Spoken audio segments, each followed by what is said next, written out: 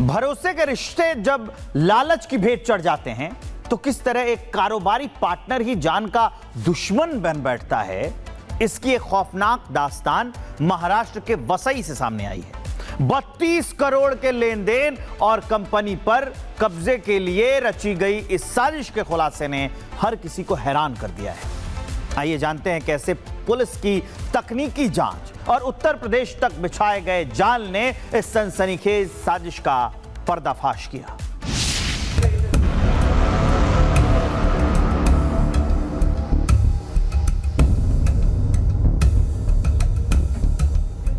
कहते हैं कि भरोसे से चलता है कारोबार, लेकिन जब भरोसे पर लालच हावी हो जाए तो साझेदार ही सबसे बड़ा दुश्मन बन जाता है। महाराष्ट्र के वसई में एक उद्योगपति की हत्या की कोशिश के मामले में पुलिस ने ऐसा खुलासा किया है जिसे सुनकर हर कोई चौंक गया। दावा है कि करोड़ों रुपए के लालच में एक कारोबारी ने अपने ही पार्टनर की हत्या की साजिश रच डाली। यह खुलासा कैसे हुआ और कहां से पुलिस को इसकी भनक लगी, इसकी परत दर परत आपको बताएंगे, लेकिन पहले बताते हैं कि आखिर हुआ क्या था। यह पूरा मामला वसई के डायमंड इंडस्ट्रियल एस्टेट में स्थित GSM फाइल्स लिमिटेड का है। 9 दिन पहले यानी 24 जुलाई की शाम कंपनी के भागीदार मोहन सिंह लक्ष्मण सिंह परमार जब कंपनी से बाहर निकले तभी बाइक पर आए 2 हमलावरों ने उन पर बेहद करीब से गोली चला दी। बताया गया कि पहली गोली लगने के बाद दूसरी गोली नहीं चल सकी तो हमलावर ने पिस्टल की बट से उनके सिर पर हमला कर दिया और दोनों हमलावर मौके से फरार हो गए। गंभीर रूप से घायल मोहन सिंह परमार को अस्पताल ले जाया गया, जहां उनकी सर्जरी हुई और फिलहाल उनकी हालत स्थिर बताई जा रही है। शुरुआत में यह मामला सिर्फ हत्या की कोशिश का लग रहा था, लेकिन जैसे जैसे जांच आगे बढ़ी वैसे वैसे करोड़ों रुपए की साजिश की परतें खुलने लगी। जांच में सामने आया है कि 32 करोड़ के लेन देन और कंपनी पर पूरी तरह कब्जा करने की मंशा से इस हमले की साजिश रची गई थी। मामले में मुख्य साजिशकर्ता सागर गिरीश भानुशाली समेत कुल 7 आरोपियों को गिरफ्तार कर लिया गया है। पुलिस ने बताया है कि मोहन परमार और सागर भानुशाली कंपनी के भागीदार हैं। सागर भानुशाली ने शेयर बाजार में भारी निवेश किया था।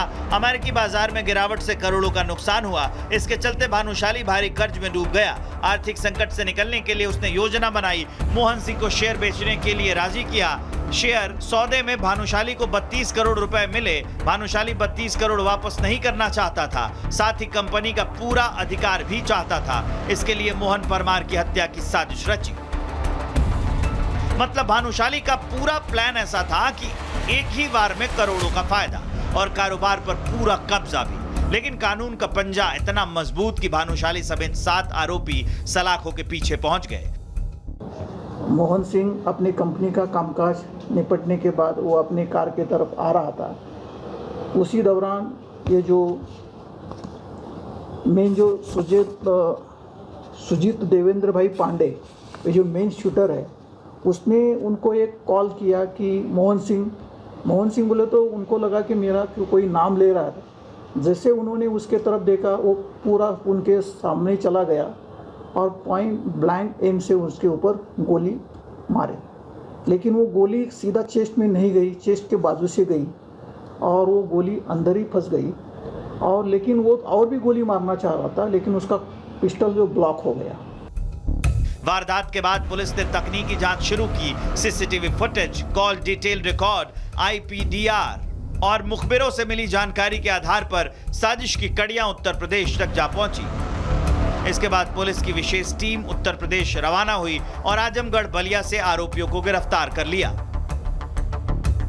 गैंग वगैरह अभी तक हम इसके बारे में हम पता कर रहे हैं, लेकिन ये जो शूटर है जिसने गोली दागी थी उसको हमने अरेस्ट किया है।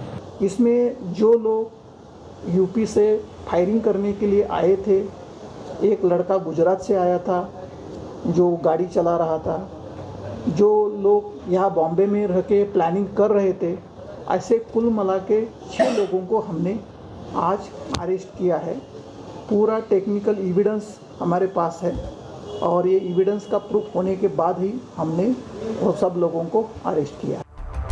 32 करोड़ रुपए और कंपनी पर एक छत्र राज के लिए की गई साजिश से पूरे मामले ने एक बार फिर सवाल खड़ा कर दिया है। सवाल ये कि क्या अब कारोबार की दुनिया में सबसे बड़ा खतरा बाहर से नहीं बल्कि भीतर बैठा भरोसेमंद साझेदार बनता जा रहा है। फिलहाल पुलिस का दावा है कि 32 करोड़ रुपए के लालच में रची गई इस कथित साजिश का पर्दाफाश हो चुका है, लेकिन जांच अभी भी जारी है।